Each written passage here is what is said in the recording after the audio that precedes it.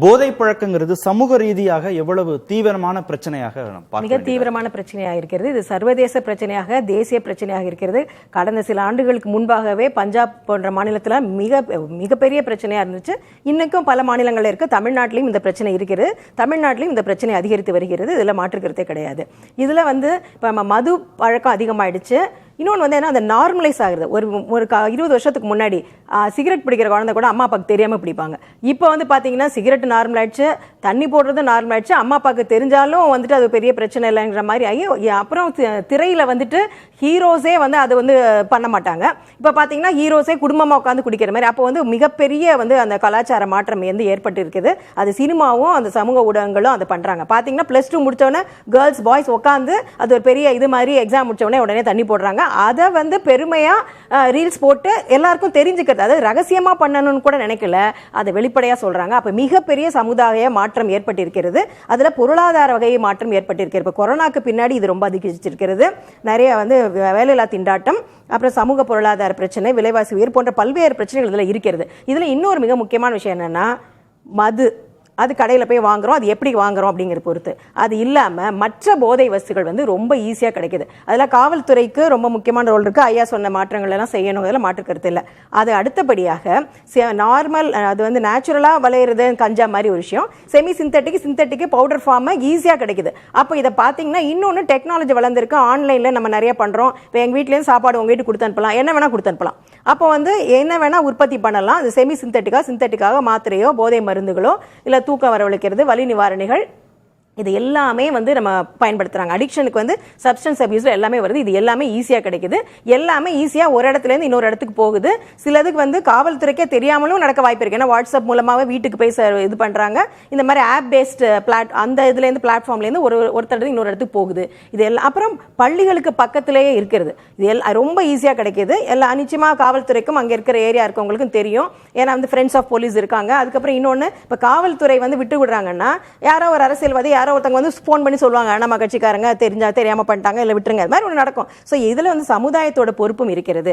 இதை நான் 2 விதமா பிரிச்சு பேசுறேன். இந்த பர்டிகுலர் இன்சிடென்ட்ல இது வட மாநிலத்தவர் அப்படிலாம் கிடையாது. அந்த இடத்துல யார் இருந்தாலும் அவங்க பண்ணிருப்பாங்க. என்ன நீ முறைச்சு பார்த்திருக்க அப்படிங்கும்போது அவங்க ஒரு வெப்பன் வச்சிருக்காங்க. அந்த வெப்பன் பெருசா இருக்கு, அன்யூஷுவலா இருக்கு, அதை பாக்குறாங்க. யாரா இருந்தாலும் நம்மளா இருந்தா கூட என்னன்னு சொல்லி ஒரு பார்த்திருப்போம். ஸோ அப்ப என்ன முறைச்சு பார்த்திருக்கேன். அப்ப லூஸ் வேர்ட்ஸ் நம்ம விடக்கூடாது. தேவையில்லாம ஒரு சென்சேஷனல் இஷ்யூல, ஒரு சென்சிட்டிவான இஷ்யூல இது வட மாநிலத்தவரை நோக்கி ஏற்படுத்த தாக்கம் சொல்லக்கூடாது.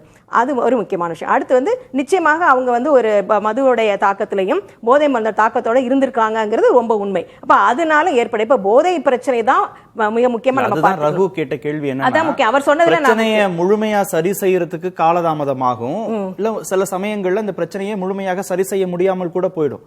பிரச்சனை இருக்குன்னு ஒரு அக்செப்டன்ஸ் இருக்கான்னு. ஆமா, அதெல்லாம் ஏத்துட்டு தான் ஆகணும். ஏன்னா நம்ம தான் பாக்குறோம் இல்லைங்களா, இது நார்மலைஸ் ஆயிடுச்சுங்கிறத ரொம்ப வருத்தமான விஷயம். இப்ப ஒரு அம்மா அப்பாவோ இல்ல சினிமால பாக்குறதோ கேஷுவலான ஒரு விஷயம் ஆயிடுச்சு. 9th ஸ்டாண்டர்ட் எக்ஸாம் முடிச்சுட்டு ஸ்கூல்ல கேர்ள்ஸ் பாய்ஸ் உட்காந்து தண்ணி போடுறாங்க, இது ஒரு செலிப்ரேஷன் அப்படிங்கிறது, அதுக்கு ரீல்ஸ் போடுறாங்க அப்படின்னா அதை ஒரு தவறாவே நினைக்கல, அது ஒரு விஷயமாவே நினைக்கல அப்படிங்கிற மாதிரி ஆகுது. அப்ப இந்த பர்டிகுலர் கேஸ் இதுல இருந்து நம்ம என்ன மாற்றங்கள் கொண்டு வரணும். இப்ப சார் சொன்ன மாதிரி ஜுவெனல் ஜஸ்டிஸ் ஆக்ட், இப்ப நம்மளே 4 பேருமே 18 வயசுக்கு கீழே அதுல ஒருத்தர் வீட்டுக்கு அனுப்பிட்டு இவங்க திருப்பி பிரச்சனை பண்ணுவாங்க. மிக குறைவான இது. சோ எதனாலதான் இது பண்றாங்க, நிர்பயா பிரச்சனைக்கு அப்புறம் 16 இருந்து 18 வயசு வரைக்கும் இருக்கிற இந்த மாதிரி மிக மோசமான குற்ற வழக்கில் சம்பந்தப்பட்டவர்கள், குற்றம் சாட்டப்பட்டவர்கள், அவர்களுடைய வயசை ஐக்யூ பாக்குறது, அவங்களோட பிசிக்கல் ஏஜ், அவங்களோட போன் ஏஜ், பல்லு ஏஜ் பாக்குறதோட அவங்களோட மென்டல் ஏஜ் பார்க்கணும். இப்ப லேட்டஸ்டா மென்டல் ஏஜ் வெறும் ஐக்யூ மட்டும் பார்க்காம அவங்களுடைய அடாப்டிவ் ஏஜ், ஒரு சோசியல் பிரச்சனையில, ஒரு சமுதாய பிரச்சனை, லைஃப் ஸ்கில் அவங்க எப்படி ரியாக்ட் பண்றாங்க, எந்த அளவுக்கு அவங்க வளர்ச்சி இருக்கு. ஏன்னா ஐயா சொல்றாங்க, எல்லாருமே சொல்றோம், உங்களுக்கு இப்போதைக்கு குழந்தைங்களுடைய வளர்ச்சி அவங்க வயதை விட அதிகமா அவங்க இது பண்றாங்க. சோ அந்த ஒரு நிர்பயா ஆக்டுக்கு அப்புறம் மாற்றங்கள் அது ஆக்ட்லேயே பண்ணிருக்காங்க. இப்ப 16 இருந்து 18 வயசு இருக்கிறவங்க எல்லாருமே மிகப்பெரிய குற்றங்கள் செய்யும் பொழுது அவர்களுடைய மென்டல் ஏஜ், அடாப்டிவ் ஏஜ் பார்த்து அதற்கு தகுந்த மாதிரி செய்யணுங்கிறது ஒண்ணு. இப்ப இந்த பிரச்சனையில போதை இருக்கு, அடுத்து வயது பிரச்சனை, இன்னொன்னு என்ன அதை விட மோசமான விஷயம், அது தவறு, அது ஒரு எதிர்பாராத விபத்து கிடையாது, ஏதோ ஒரு கோவத்துல நடந்த விஷயம் கிடையாது. அவங்க எப்படி ஒரு டெத் காசிங் வெப்பனை கையில வச்சுட்டு இருப்பாங்க, அது ஒரு கேஷுவலான ஒரு விஷயமா, அது ஹேபிச்சுவலா அவங்க திருப்பி இதே மாதிரி பண்ணியிருந்திருக்காங்க, பொது போக்குவரத்துல பண்ணிருக்காங்க, ரீல்ஸ் போட்டிருக்காங்க. இந்த சம்பவத்தை வச்சு நான் இன்ஃபரன்ஸ் தான் பண்ணணும்னு நினைச்சேன். இந்த சம்பவத்தை வச்சே நம்ம பேசணும் அவசியம் இல்ல. சோ அப்ப ஒரு ஹேபிச்சுவலா ஒரு ரீல்ஸ் முதல் சம்பவம் கிடையாது, இந்த ஒரு சம்பவத்தை மட்டுமே பேசி தீர்வுமா. இதனால இது ட்ரெண்ட் என்ன சொல்லுது, சொசைட்டி சொசைட்டி எந்த பக்கம் போகுது, நம்ம என்ன மாதிரியான தீர்வுக்கு போகணும். அப்ப ஐயா சொன்ன மாதிரி காவல்துறையில சில மாற்றங்கள் செய்யணும். அதே போல ஜுவனைல் ஜஸ்டிஸ் ஆக்ட்ல அந்த ஏஜ்ல 16 to 18 மென்டல் ஏஜும் அடாப்டிவ் ஏஜும் பார்க்கணுங்கிறது. சமூக பொருளாதார காரணிகள் ரொம்ப ரொம்ப முக்கியம். சார் கூட சொன்னாங்க, அதாவது சிங்கிள் பேரண்டா இருக்குது, அது அன்எம்ப்ளாய்மெண்ட் இருக்கு, எப்படி வந்து அவங்க வந்து ஈல்டாராங்க சின்ன சின்ன விஷயங்கள். ஏன்னா இது வந்து மருத்துவராக இருக்கிறதுனால ஒரு ஓவம் எக்கு விற்கிறதும் நடக்குது, ட்ரக்ஸும் நடக்குது, ட்ரக்ஸுக்காக எக்கு விற்கிறதும் நடக்குது. அது விதவிதம், இது ஒரு மல்டி ஃபேக்டோரியலா இருக்கிறது.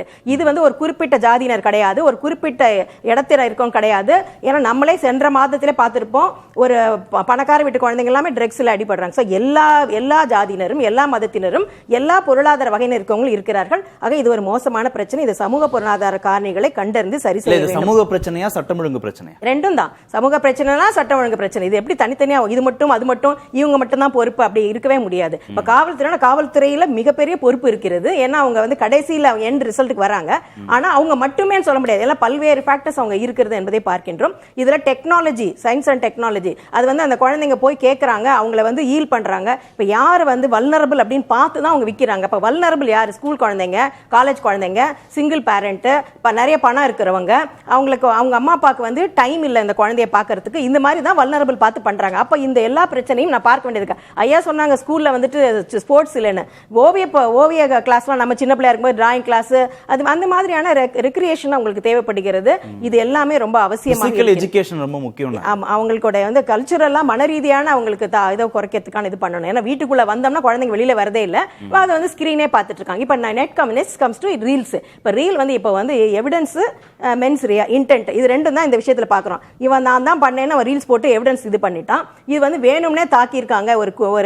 ஒரு எமோஷனலாவோ ஒரு விபத்தாவோ கிடையாது, திட்டமிட்டு அவனை ஒரு இடத்துக்கு கூட்டி போய் அடிச்சிருக்காங்க. அப்ப அவனுக்கு ஒரு கிரிமினல் இன்டென்ஷன் இருக்கிறது அப்படிங்கிறதா இந்த பிரச்சனையில இருக்கிறது. அப்ப இது வந்து ரீல்ஸ் அடிக்ஷன். அப்ப நான் ஒரு கெத்து காமிக்கிறேன், நான் வந்து ரூட்டு தலை, அந்த மாதிரிலாம் நிறைய பிரச்சனை வருது. அப்ப அதுக்கு நம்ம என்ன பண்ணோம்? அப்ப பார்க்கும் பொழுது காவல்துறை போன்ற அந்த ரெகுலேட்டரி அத்தாரிட்டிஸை நம்ம கரெக்ட் பண்ணணும். அதே நேரத்தில் இந்த மாதிரியான போதை வஸ்துக்கள் எளிதாக கிடைப்பதை சரி பண்ணணும், அந்த ரெஸ்ட்ரிக்ட் பண்ணணும். இதுல நம்ம வந்து ஆன்லைன் இதையும் பார்க்க வேண்டியதா இருக்கு. இதுல வந்து ரீல்ஸ் அடிக்ஷன், இந்த சோஷியல் மீடியா வந்து ரொம்ப ரொம்ப பிரச்சனை இதுவா இருக்கு. ஏன்னா அதுல நிறைய வசனங்களை வேற பண்ணாங்க, இப்படி போனா அங்க போனா இது, இல்லாட்டி புழலுக்கு தான் போறோம். புழலுக்கு போறது அப்படிங்கிறது வந்து ரொம்ப கேஷுவலான ஒரு விஷயங்கள். சினிமாக்கள் எல்லாம் நிறைய வருது. சினிமாக்கள் என்பது மிகப்பெரிய பாதிப்பை வந்து அந்த குழந்தைங்களுக்கு மத்தியில் ஏற்படுகிறது என்பதை நம்ம பார்க்கின்றோம். அதனால வந்து சினிமாவிலையும் அந்த சென்சார்ஷிப் இருக்கணும். சமீபத்தில் ஒரு திரைப்படத்துக்கு கூட UA போடுறாங்க, அதுக்காக வழக்கெல்லாம் தொடுக்கிறாங்க. அப்போ வந்து ஒரு படத்துல 80% வந்து ஒரே வன்முறையா இருக்கிறது, ரத்தமா தான் காமிக்கிறாங்க. அப்படிங்கும்போது இதை நம்ம அதுதான் குழந்தைங்க பார்க்கும்போது அது நார்மல் ஆகிறது. அதே மாதிரி நம்மளும் அடிக்கணுன்ற மாதிரி ஏற்படுகிறது. எல்லாருக்கும் திரைப்படம் மட்டுமல்ல, சமுதாயத்தில் இருக்கிற எல்லோருக்கும் பொறுப்பு இருக்கிறது. ஆமா, கூட்டு பொறுப்பு இருக்கு. அதை நம்ம வந்து செய்யணும். இதை வச்சு மட்டும் இந்த ஒரு இன்சிடென்ட்டை மட்டும் வச்சுமே வந்து நம்ம பண்றதை விட பொதுவா பண்ணணும். அப்புறம் முக்கியமா போதை மறுவாழ்வு மையங்கள். ஒரு மாவட்டத்துக்கு ஒரு போதை மறுவாழ்வு மையம் பண்றாங்க. ஆனா அது போதவே போதாது. இப்ப நம்ம மருத்துவரை நம்ம நிறைய பார்க்கறோம், இருக்கிறதுல ரொம்ப காஸ்ட்லியஸ்ட் அஃபேர் அதுதான். இப்ப நீங்க ஒரு ஹார்ட் ப்ராப்ளம், கிட்னி ப்ராப்ளம்னா கூட நீங்க அரசு மருத்துவமனையில் போய் இலவசமா சிகிச்சை பண்ணிக்கலாம். ஆனா போதை மறுவாழ்வு மையங்கள் அப்படி இல்ல, போதுமான அளவு இல்ல. அது வேற வயதினர் வரும்போது, இப்ப இளம் பெண்கள்லாம் வராங்கன்னு வச்சுக்கோங்களேன், அவங்களெல்லாம் பாதுகாப்பா கொண்டு வைக்கிற அளவுக்கு போதிய எண்ணிக்கையில் இல்லை. இப்ப கேரளாலாம் பாத்தீங்கன்னா அந்த மது விற்கிறதுனால வர லாபத்துல ஒரு பாலிசி டெசிஷன் எடுத்திருக்காங்க, இந்த அளவுக்கு அவன் வந்து போதை அந்த டி அடிக்ஷனுக்கு பயன்படுத்தணும்னு சொல்லிட்டு. அந்த மாதிரியான ஒரு பாலிசி டெசிஷன் தேவைப்படுது. அதே நேரத்தில் இன்டர்நெட் ரெஸ்ட்ரிக்ஷன் வந்து தேவைப்படுது. ஏன்னா போர்னோகிராஃபியா இருக்கட்டும், எல்லா இடத்துலையுமே அந்த இன்டர்நெட் வந்து ஃப்ரீயா வந்து எல்லாமே அவங்க பண்ணும்போது அந்த அடலசென்ட் அப்படிங்கறத ஒரு எக்ஸ்ப்ளோர் பண்றது, ட்ரை பண்ணி பார்க்கறது, எக்ஸ்பெரிமெண்ட் பண்ணி பார்க்குற விஷயம். அந்த நேரத்தில் அவங்களை நம்ம எம்பத்திக்காக தான் பார்க்க வேண்டியதா இருக்கு. அப்போ நம்ம வந்து அவங்களுக்கு அவைலபிலிட்டியை குறைக்க வேண்டியதா இருக்கு. அப்போ இட்டாலி, சவுத் கொரியா, சைனா பல நாடுகளில் இன்டர்நெட் ரெஸ்ட்ரிக்ஷன் பண்றாங்க. இப்போ ஆஸ்திரேலியாவில் கூட அதை பண்ணலாம். நீங்க வந்து டைம் ரெஸ்ட்ரிக்ட் பண்ணலாம், இல்ல பர்டிகுலர் வெப்சைட் வந்துட்டு இது பண்ணலாம், ரெஸ்ட்ரிக்ட் பண்ணலாம். ஒரு 18 வயசுக்கு மேல தான் இமெயில் ஐடி வரணும்னு சொல்லலாம். இல்ல சில விஷயங்கள் எல்லாம் பேரண்ட் கண்ட்ரோல் இருக்கலாம்னு சொல்லலாம். பலவிதமான ரெஸ்ட்ரிக்ஷன், ஸ்கூல் ஏரியால ஒன்லி பட்டன் போன் மட்டும் தான் ஸ்கூல்ல அலோடுன்னு சொல்லலாம். இது மாதிரி பல, ஏன்னா ஸ்கூல்லேயே ஸ்மார்ட் போன் வச்சுட்டு எல்லாம் பண்ணிட்டு இருக்காங்க. சோ இது மாதிரியான ரெஸ்ட்ரிக்ஷன் பண்ணணும், எல்லாத்தையும் பார்க்கணும். இது வந்து மல்டி ஃபேக்டரியல் மலைப்பாதான் இருக்கு. நீங்க சொன்னதை கேட்கும்போது இல்ல ஒரு பேரண்ட் வந்து என்கிட்ட கேக்குறாங்க, அது ஒரு ட்ரக் அடிக்ஷன்ல எத்தனை ட்ரக் போட்டா, அதாவது இஸ் இட் ஓகே டு அப்படின்னு கேக்குறாங்க. இது வந்து 100% வந்து ஒரு மாத்திரை கூட போதை மருந்து ஒண்ணு கூட எடுத்துக்க கூடாது. இது என்ன இந்த கொஸ்டினே என்ன பாதிக்க வச்சுச்சு இந்த கேள்வியே. அப்ப வந்து அதை அக்செப்ட் பண்ணிக்கிறாங்க. ஒரு நாளைக்கு என் பிள்ளை 2 மாத்திரை போட்டா ஓகேவா அப்படின்னா இது எங்க போறது? ஏனென்றால் அது வந்து அவங்களுடைய மூளையை பாதிக்குது. நான் ஸ்மோக் பண்ணேன்னா அது என்ன மட்டும் பாதிக்கும். முற்றிலும் அவங்களை அதுல இருந்து விடுவிக்க முடியலன்னா கூட குறைந்தளவாவது பயன்படுத்தட்டுமேங்கிற இடத்துக்கு தான் பெற்றோர்கள் நகர வேண்டியது. அது சரியில்லை. ஏன்னா அந்த கான்செப்ட் சரியில்லை. ஸ்மோக் பண்ணனா இப்ப எனக்கு வந்து ஸ்மோக் பண்ணா எனக்கு பிரச்சனை வரும். மிஞ்சி மிஞ்சி போனா பாசிவ் ஸ்மோக் எனக்கு பக்கத்துல இருக்கவங்களுக்கு வரும். ஆனா இது வந்து என்னோட மூளையை மழுங்கடிக்கிறது. நான் என்ன பண்றேன், நான் என்ன ட்ரெஸ் பண்ணிருக்கேன் எதுவுமே தெரியாது. அப்படி இருக்கும்பொழுது என்னுடைய பாதிப்பையும் என்னால் உணர முடியாது, என்னால் மற்றவங்களுக்கு ஏற்படுகிற பாதிப்பையும் உணர முடியாது. சோஷியல் அண்டர்ஸ்டுக்கு தெரிஞ்சும் தெரியாமலும் இது வந்து ஒரு மல்டி ஃபேக்டோரியலா சமுதாயம் பல்வேறு கட்டங்களில் செய்ய வேண்டும். இது செய்ய முடியும், செய்தே ஆக வேண்டும். பேசும்